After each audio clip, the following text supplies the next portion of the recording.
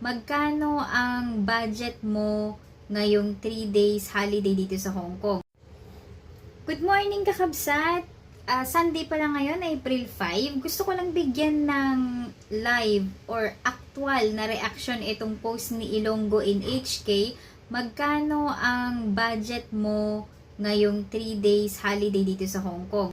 Wala akong nakaset na budget for these 3 days, pero siguro yung expenses na lang natin sa 3 araw.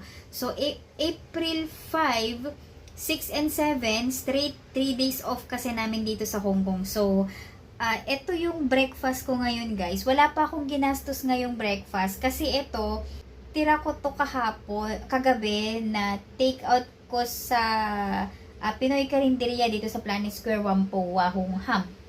So, ang ulam ko ngayon, breakfast to guys pero 11:30 na. Medyo late kasi talaga ako nagbe-breakfast.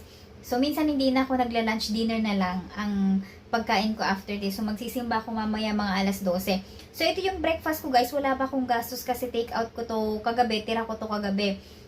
Tinola, may konting rice at saka pritong isda at tortang talong. So, yun ang expenses natin. Ay, wala pala tayong expenses pero yun ang kinain ko for breakfast. Yun.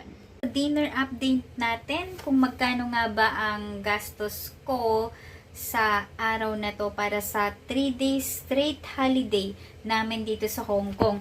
So, eto nga guys, dahil nga kaninang breakfast, ang kinain ko is leftover ko from dinner kagabi. So, hindi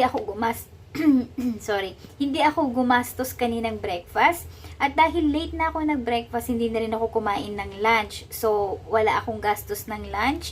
And eto na nga yung dinner ko guys. Dahil tinamad akong bumaba, hindi na ako bumili ng pagkain. So, magno-noodles na lang muna ako ngayon. So, itong noodles, bigay ito ng kaibigan ko nung huling nagkita kami. Kaya, dinner wala pa rin gastos. So, yun ang update natin guys para sa ating actual reaction dun sa post ni Ilonggo in HK na magkano ang budget mo sa 3 day off dito sa Hong Kong. Yan lang!